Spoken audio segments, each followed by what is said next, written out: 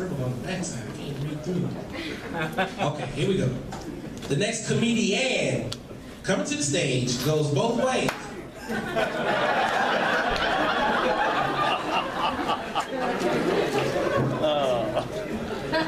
She will eat her fries straight or curly. Please welcome Courtney Williams to the stage.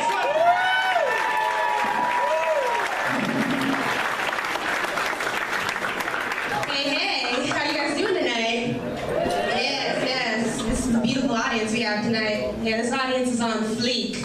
Oh, I see some confusion though. It's okay. When I first heard it, I wanted to know the fleek it meant too. But what the kids are telling me is, when something is on fleek, that means that it looks good, it looks nice and perfect. And you know, with all this increasingly confusing slang coming out, it made me think, like, how easy would it be to just make some random assortment of words and just pass it off as slang? Like, how low and stupid are people willing to sound? Well, old C. Willie took the liberty of creating such a phrase. Here it is. Puts the jeans on the bones. Can mean anything. It's perfect. You just ace a test, that puts the jeans on the bones. Had another good year of tax fraud, that puts the jeans on the bones. Are you wearing jeans today? Alright, well that's not the same. It doesn't work like that. Alright. But getting a new slang term out there can be hard, but there's a way to go about doing things to make it a little bit easier for you. That method is called spreading word herpes, or worbies. I mean, you want it to go viral, you know? But no, there's a way to go about it. I was talking to one of my neighbors, and she was just telling me about something that her kid had done, something worthless like that, and I stopped her and I said, you know what? You put the jeans on the bones, okay, lady? You do. And automatically her eyes lit up. She wanted to know what it means. She wanted to know about this foreign term. She wanted to know about these jeans that I speak of. And I'll tell you why she was interested. It's because I made the word about her. People only care about things when it's related to them in some way. And that's why I call it word herpes. Because she didn't care about my little stupid term until I had told her it was about her. And some people don't care that much about herpes until they wake up one day and their mouth looks like Pam Anderson's vagina sideways. But just make sure, you guys, if you go out into the world and spread some viral herpes of your own, just make sure you deliver it as a compliment. You can even lie if you want to. I mean, well, you know, don't lie. Lying is bad, but I cannot talk about that because there was a time in my life when old C. Willie loved to tell a good lie in her day. Now, I've changed. I don't lie anymore, or, you know, any less than I used to. But I would be lying if I said that lies don't spice things up when you need it to. Recently, I was on a ghost hunt in Charleston, South Carolina, and apparently, supposedly, it was the scariest, most haunted ghost walk in town. On the brochure in big red letters, it said, most ghosts. So I knew it was real. I was like, those letters are red. There's ghosts here.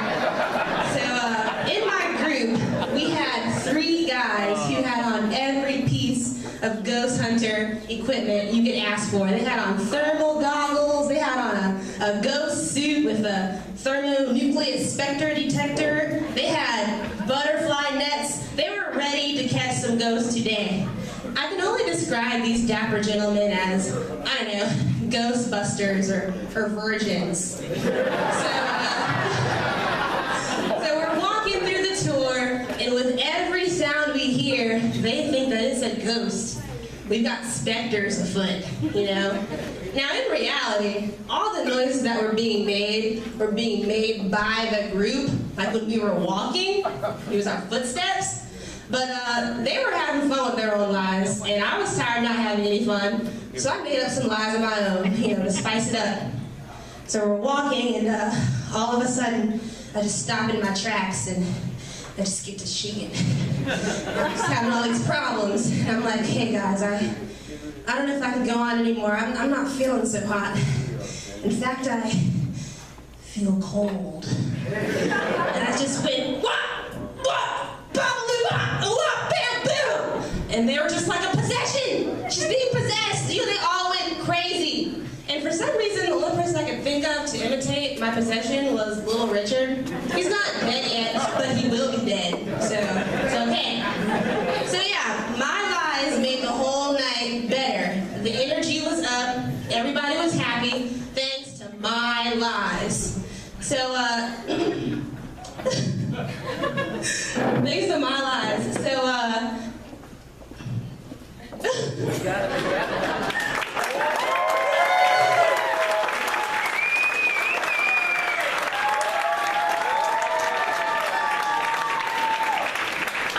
I could feel the energy, and everybody was happy, and it was kind of like I was living through them almost, like vicariously or something.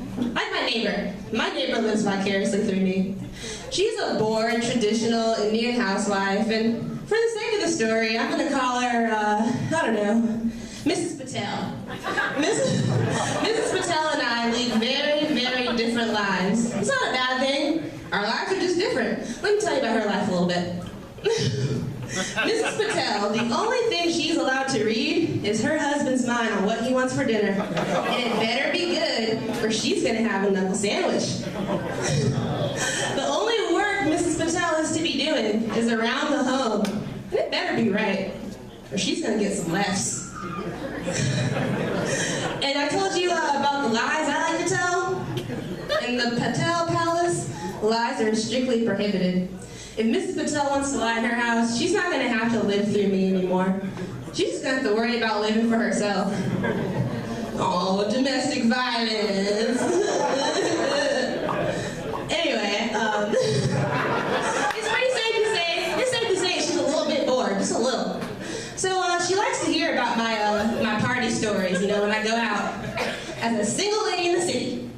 So I was coming home one day from a fun time, and she was just already there waiting for me, just like levitating on her magic carpet. So I walk up to my door, and I'm like, oh, hey, what's up, Miss Patel? How are you? She says, Courtney.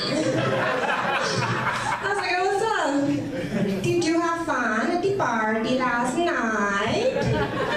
Oh, yeah, Miss Patel, it was cool. I had a really fine time. Did you?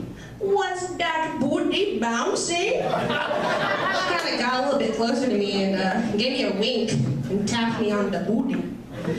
I was taken aback by her gesture and I was kind of freaked out. I looked around, looking for Mr. Patel, thinking he was going to slap me. And at that moment, you guys, I could have sworn that Mrs. Patel was trying to get the jeans off my bones. You guys are great.